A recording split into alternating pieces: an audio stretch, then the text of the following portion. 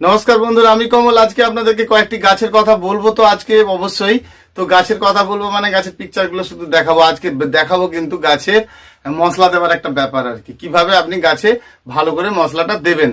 তো মশলা আপনি বানাবেন, তো মশলা বানানোর প্রসেসটা আজকে বলবো। ইউটিউব চ্যানেলের সকল বন্ধুদের অসংখ্য অসংখ্য ধন্যবাদ। আমি কমল। আজকে আপনাদেরকে মশলা বানিয়ে দিনে দিনে কিভাবে ভালো করে আপনি দিতে পারেন সেই ব্যাপারটা আজকে কিন্তু ক্লিয়ার করে বলবো। তো আপনি বাড়িতে মশলা বানিয়ে রাখবেন, কিভাবে বানিয়ে রাখবেন সেটা নিয়ে বলবো। তো কতগুলো মশলার আইটেম আমি নিয়ে এসেছি দেখুন। আজ সকালে গিয়েছিলাম একটি দোকানে গিয়ে বানিয়ে নিয়ে এসেছি।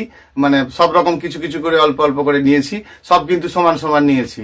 তো আমার আগের বানানো আছে, সেটা আমি দেখাবো কিভাবে আপনারা গাছে দেবেন, তো কিভাবে আপনারা গাছকে গড়ে তুলতে পারবেন, এই মশলাটা দীর্ঘদিন কিভাবে রাখবেন, সবকিছু বলে দেবো আজকে একটা ভিডিওতেই কিন্তু আপনারা সবকিছু দেখতে পাবেন।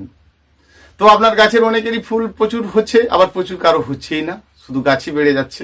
তো সবগুলো বলে দেবো যে আপনি কি করে গাছকে ভালো করে বাড়িয়ে নেবেন, আবার কিভাবে মশলাটা আপনি কিন্তু বানিয়ে নেবেন। তাহলে চলুন আমি অল্প অল্প করে একটু একটু করে সবগুলো দেখাই। একটু অনেকটা সময় লাগবে। তো ভালো করে একটু দেখতে থাকুন, পুরো ভিডিওটি দেখতে থাকুন।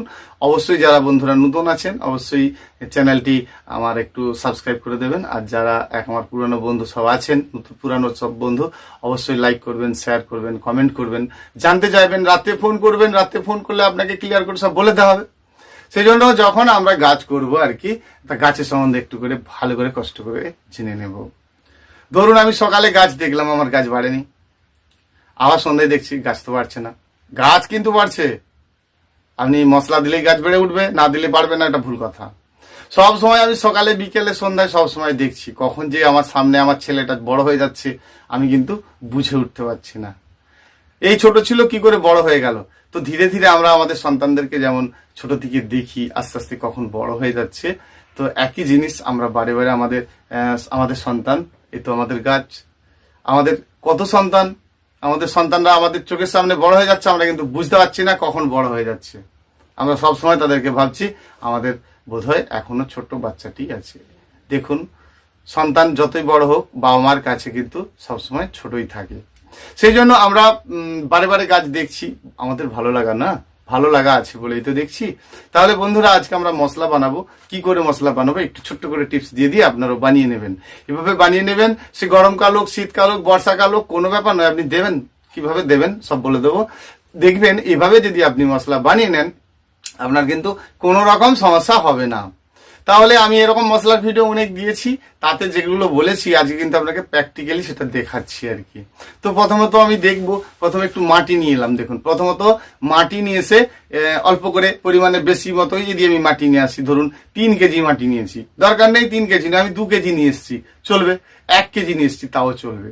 যদি আপনার 1 কেজি মশলা হয় তাহলে কিন্তু 1 কেজি মশলা নয়, 1-এ 10। ধরুন আমি মশলা নিয়ে এলাম 1 কেজি, তাহলে আমার 10 কেজি পর্যন্ত মাটি দেওয়া যাবে। আমি 100 গ্রাম মশলা নিয়েছি সব মিলিয়ে, তাহলে আমার 1 কেজি মাটির সঙ্গে মেশানো যাবে। পয়েন্টটা নিশ্চয়ই বুঝতে পারছেন। 1-এ 10, অবশ্যই আপনি 1 কেজি যদি মশলা সব মিলিয়ে আপনার হয়, অবশ্যই 10 কেজি পর্যন্ত আপনি মশলা মাটি দিতে পারেন। তো 1 কেজি মশলাতে আপনি 10 কেজি মাটি, অত মাটি কোথায় রাখবেন, কোথায় দেবেন গাছে, দরকার নেই। আপনি 1 কেজি যদি মশলা হয় একটু বেশি করে মাটি দিন আন্দাজ করে, দরকার নেই আপনি 200 গ্রাম মশলা সবাই মিলে বানিয়ে নিন। তো 200 গ্রাম মশলা আপনার কতগুলো গাছ আছে যে আপনি এত মশলা বানাবেন? জানেন কি, একটা দানা নাইট্রোজেন সার মানে একটা গাছ যথেষ্ট? জানেন না। একটা দানা মশলা মানে একটা কেবলমাত্র 1 পিস যদি আপনার কোনো দানা নাইট্রোজেন সার হয়। তো নাইট্রোজেন সার বলতে আমরা কি বুঝাচ্ছি? ডিএপি, ইউরিয়া, 10-26, তো এগুলো আমরা নাইট্রোজেন সার হিসাবে কিন্তু জানি। তো আপনিও জানুন, এটি কিন্তু এদিকেই চলে আসুন। 10-এ 1, আমি এই জন্য বলেছি 6-এ 2, একটু ডোজটা বেশি দেওয়া আছে। ধরুন 6 রকম জৈব সার হলে সাথে কিন্তু আপনি 2 রকম নাইট্রোজেন সার দিন। একটু কম বেশি হলে গাছ মেনে নেবে, বেশি হলে কিন্তু গাছ মেনে নেবে না, যে কোনো একদিকে মোড নিয়ে বেরিয়ে যাবে। তাহলে কি হবে, গাছ দেখবেন হুহা করে বেড়ে যাবে, ফুলটুল নেই। আবার দেখবেন খুব বেশি পরিমাণে নাইট্রোজেন হলে গাছ সব ঘুমিয়ে পড়বে। ঠিক এই জন্য আপনাদেরকে মোটামুটি আপনাকে জেনে নিতে হবে গাছের কিন্তু সব রকম দরকার আছে। তাহলে গাছের সব রকম দরকার আছে, আপনার মাটির মধ্যে ড্যাম্প আছে, অনেকদিন ধরে আপনার গাছটা আছে, আপনিও বুঝতে পারছেন না আপনার গাছের মধ্যে ড্যাম্প আছে। তাহলে আপনি এক কাজ করুন, আমি যে মশলাটা বানাবো তার সঙ্গে প্রথমত ক্যালডিস পাউডার বলুন দোকানে গিয়ে। তো ক্যালরিজ পাউডার চুন সব এই একই রকম, আপনি ক্যালরিজ পাউডারটা নিয়ে নিন। চুন কোথায় খুঁজবেন, আপনি ক্যালরিজ পাউডার মাটির সঙ্গে দেবেন আর কি, বলে দিই। তাহলে ক্যালরিজ পাউডার আপনি নিলেন। ধরুন আপনার ওখানে বোন ডাস্টের দানা পাওয়া যাচ্ছে না, বোন ডাস্ট মানে হাড়ের গুঁড়ো আপনি পেলেন না, সেক্ষেত্রে আপনি অন্য কিছু নিন, শিংকুচি নিন। ধরুন আপনার শিংকুচি হাড়ের গুঁড়ো দুটোই পছন্দ নয়, আপনি দিতে ইচ্ছুক নয়, তাহলে ওটা সরিয়ে রাখুন। আপনি খৈল দেবেন, ধরুন আপনার নিম খৈলটা খুব পছন্দ, তাহলে আপনি নিন। দেখুন আপনার সরিষার খোলটি দরকার, আপনি নিন। আবার দেখা গেছে আপনি বাদাম খৈলটা নেবেন, নিন। তাহলে আপনি খৈল 2 রকম 3 রকম একসঙ্গে দিতে পারেন, কারণ জৈব থাকছে। 2 রকম নিয়ে নিন, 2 রকম খৈল নিয়ে নিন। তাহলে নিন নিম খৈল আর হচ্ছে আপনার সরিষার খৈল, তাহলে 2 রকম খৈল কিন্তু আমি নিয়ে এসেছি। তো এই জায়গায় যদি আপনি অন্য কোনো খৈল দেন চলবে। আবার দেখুন আপনি এই জায়গায় যদি সুপার ফসফেট পটাশটা দেন আর কি, তাহলে আপনার গাছ এমনি ঠিকঠাক আছে, ভালো, মোটামুটি মাঝারি অবস্থা আছে, ভালো আছে। তাহলে আপনার ফুলও চাই, গাছ বাড়াতে চাই, তাহলে আপনি কিন্তু সব রকম দিন।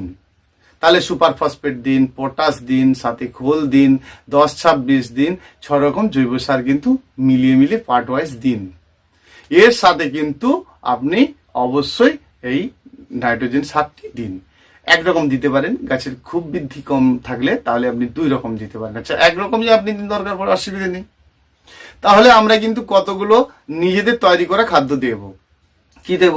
একটু চাল দেব, একটু চাল বা বাড়ির ভাত আমি দেব। আবার ঠিক অন্য জিনিস, আমি চাল দেব না, আমি ভাতটাই দেব, দিলাম। যদি আমার মাটি দিলাম, চাল দিলাম, একটু কোকোপিট দিলাম, ভার্মি দিলাম, তো আপনার 6 রকম মশলাটা দিলাম। দেওয়ার পরে আমি কিন্তু এই সবকে নিয়ে একসঙ্গে মেখে নেব আর কি। মেখে নেওয়ার পরে আমি ভালো করে জলের ছিটে দেব। দেখুন আজ সকালে গিয়ে আমি মশলা কিনতে গেলাম, এই দোকান থেকে নিয়ে এলাম। এই দোকানটাতে সমস্ত কিছু পাওয়া যায়, মানে সমস্ত কিছু আপনাদের ওখানে পাওয়া যায় কিনা জানি না, তবে যদিও আমার বাড়িটা অনেক দূরত্বে, তো যদিও দূরত্বে মানে কি গ্রামে বাড়ি, আমার কোলাঘাটে 2টো তো দোকান আছে, সেটা আপনারা জানেন। দোকান 2টো কোলাঘাটে রয়েছে, 2টো দোকান আছে, গাছ বিক্রির জন্য দোকান রয়েছে, আমার কাউন্টার রয়েছে। তো আমার বাড়ি ওখান থেকে 15 কিলোমিটার দূর। 15 কিলোমিটার দূরেই দোকান, বাড়ির সামনে যে মশলাগুলো পেয়েছি, তাকে জিজ্ঞাসা করলাম বাদাম খৈল আছে নাকি, হেমন্ত বাদাম খৈল আছে? বলছেন না, বাদাম খৈল নেই। তো এই এটা একরকম বলতে পারেন ছোটবেলার বন্ধু। তো এর দোকানে সমস্ত কিছু সব সারের বিজনেস করে, সমস্ত ধরনের সারের বিজনেস করে। তারপরে বাড়ির যে সমস্ত হার্ডওয়্যার সমস্ত কিছু কিন্তু এই বন্ধুটি রাখে। তো এর কাছ থেকেই নিই টোটালি সমস্ত রকম মশলা। আপনি আপনার পাশাপাশি এরকম দোকান থাকলে, ফার্টিলাইজার কোনো থাকলে, সেখান থেকে আপনি সমস্ত কিছু নিন। তো সমস্ত কিছু এইভাবেই নেবেন। দেখুন দোকানদাররা এটা আপনার বুঝবে কি করে? আপনি আপনার লঙ্কা গাছে দেবেন, পেঁপে গাছে দেবেন, কলা গাছে দেবেন, এত কিছু ওরা বুঝবে? ওরা ওদেরকে মশলা চাইলে ওরা দেবে। তো আপনার কেমন দরকার, আপনি যেমন পারমিশন দেবেন ও তো সেরকমই দেবে, তাই না? সেই জন্য যখন আপনি মশলা দেবেন, আপনি 6 রকম জৈব সার, 2 রকম নাইট্রোজেন সার বানিয়ে নিন একসঙ্গে, কিন্তু মাটির সঙ্গে মেখে। এবারে কথায় আসি, ভালো করে জলের ছিটে দিয়ে দিন। জলের ছিটে দিয়ে একেবারে 6 থেকে 7 দিন পরে এই মশলাটি আপনি খুলে ফেলুন। তাহলে ওই মাটির মধ্যে যে প্রবলেম ছিল, সবকে সলভ করার জন্য আমি কি দিলাম, এখানে দিলাম থাইমেটের দানা দিলাম, দেখুন যাতে মাটিতে পোকাটা না হয়। আমি দিলাম অতিরিক্ত যাতে ফুল টুল হয়, সেই জন্য একটু পটাশ ফসফেট দিলাম। গাছের শেকড় ভালো যাতে হয়, সেখানে কিন্তু আমি ফসফেটটা দিলাম। অতিরিক্ত শেকড়, বিশেষ করে যাদের বেলে মাটি আছে তারা যদি ফসফেট না দেন তবুও চলবে, কিন্তু যাদের এঁটেল মাটি আছে খুব জরুরি, আপনি অবশ্যই ফসফেটটি দেবেন। কিন্তু পটাশ যাদের গাছ খুব হেলদি স্ট্রং হয়ে আছে তারাও মশলা দেবেন। তো বেশ গাছটি স্ট্রং নেই, দুর্বল ভাব নেই, মানে একেবারে যেন ক্যাপটা টাইপের। একটু রোদ লাগে, সকালবেলা রৌদ্র লাগলে গাছটা ঝিমে যাচ্ছে, আবার বেলার দিকে দেখছেন, সন্ধ্যার দিকে দেখছেন গাছটি স্ট্রং হয়ে যাচ্ছে। তার মানে কি গাছটা আপনার স্ট্রং নেই। সেই জন্য কিন্তু আপনি অবশ্যই পটাশটা দেবেন, পটাশটা অবশ্যই দেবেন। ফসফেট যাদের গাছে দেখছেন নতুন শেকড়ের পরিমাণ কম টম আছে, গাছ মাটি হালকা হচ্ছে না, অবশ্যই আপনি ফসফেট দেবেন। একটা পরিমাণ আছে, সেটা বলে দিলাম। তো তাহলে ফসফেট, পটাশ, আদার সমস্ত মশলা, নাইট্রোজেন সার একসঙ্গে মাখলেন, ক্যালরিজ পাউডার দিলেন, থাইমেটের দানা দিলেন। তো সব মিলিয়ে আপনি কিন্তু মশলাটি বানাচ্ছেন। একটি পলিথিন পেতে দিলেন, প্রথমত পলিথিন পেতে দেওয়ার পরে এই সমস্ত মশলাগুলো দিলেন, একসঙ্গে আপনি মেখে নিলেন। মেখে নেওয়ার পরে জলের ছিটে দিলেন। জলের ছিটে দেওয়ার পর 7 দিন পরে আপনি খুলে দেখছেন, এবার আপনার মশলাটা তৈরি হয়ে গেছে। আপনি এটিকে শুকনো করেও রাখতে পারেন বা এমনি ভেজা অবস্থাতেও রাখতে পারেন। দিয়ে আপনি আপনার গাছে সাইডে এগুলো দিন। দেওয়ার পূর্বে কিন্তু আমি আমার গাছের গোড়াটিকে ভালো করে খুবড়ে দিতে পারেন, তোলাকার পর্যন্ত খুবড়ে মাটিটিকে, টবের মাটিটিকে শুকনো হলে এটি আপনি দিলেন। বা যদি আপনার টবের মাটি খুবড়ানো না থাকে, যেমন জবা গাছ হলে আপনি খুবড়াবেন না, এমনি বৃষ্টি হচ্ছে তো এই জন্য বললাম, আপনি এখন খবরাবেন না, এমনি আপনি সাইডে দিন, দিয়ে একটু এক্সট্রা করে মাটি চাপাটা দিয়ে দিন। দেখবেন আপনার কিন্তু জবা গাছের ক্ষেত্রেও এটা খুব সুন্দর কাজ করে যাবে, চাপ নেই। সমস্ত রকম ফুল গাছের ক্ষেত্রে দেবেন। এইভাবে কিন্তু আপনি মশলাটা বছরের পর বছর রাখতে পারেন। আপনি 1 মাস 1.5 মাস আপনি আপনার একটা পাত্রে কোনো জার বয়াম যা আছে আপনি তার মধ্যে কিন্তু ভরে রাখুন, দিয়ে আপনার প্রয়োজন স্বার্থে দিন। কেমন কেমন দেবেন, কতটা করে দেবেন। আপনার ছোট গাছ ধরুন 1 বছরের ভেতরে গাছ, আপনি 1 চামচ করে দিলেই যথেষ্ট। আপনি 1 চামচ দিচ্ছেন, আপনার গাছ দেখে তো গাছেরই খারাপ লাগছে, আমি এত বড় চেহারার একটি গাছ আর আমাকে 1 চামচ মশলা দিচ্ছে, এরকম মানে আপনি একদিন দিলে তো হবে না, সপ্তাহে 2বার 3বার করে চালিয়ে দিন নাই মশলাটা, দেখবেন 3 চামচ হয়ে গেছে, তখন গাছ খুশি হবে। আপনি 1 চামচ দিলেন, আবার 1 মাস পরে ঠিক করছেন, আবার গাছে খাদ্য দিন, ওরকম করে খাদ্য নয়। এই মশলা আপনার বানানো থাকলো, মাঝে করে একটু খুঁড়ি দিয়ে চলে গেলেন, কোথায় কাজে যাবেন যান, একটু করে মশলা দিয়ে আপনি চলে যান, ঠিক আছে। দিয়ে আপনি জল দিলেও হবে, না দিলেও হবে, পরে দিতে পারেন, অসুবিধা নেই, কিন্তু মশলাটা খুঁড়িয়ে তো দিতে পারবেন। এভাবে দিতে থাকুন, দেখবেন কয়েকটা দিন দিতে থাকুন, আপনার গাছ একদম কাঁচা আম হয়ে যাবে, চকচকে ঝকঝকে হয়ে যাবে, ফুলে ফুলে ভর্তি হয়ে যাবে। করে দেখুন। আপনি এগুলো আগে করে ফেলছেন, আপনার গাছ ভর্তি সবুজ হয়ে আছে, একটাও ফুল টুল কিছু নেই, তাহলে আপনি দুটো জিনিসই ব্যবহার করুন, সুপার ফসফেট এবং পটাশ, এটা দিন। আর এইটা দিয়ে খুব ভালো কাজ হচ্ছে মানে কি, আপনি বারে বারে দেবেন নাকি, এই সময়টা আপনার গাছ হেলদি স্ট্রং আছে সেই জন্য আপনি দিচ্ছেন।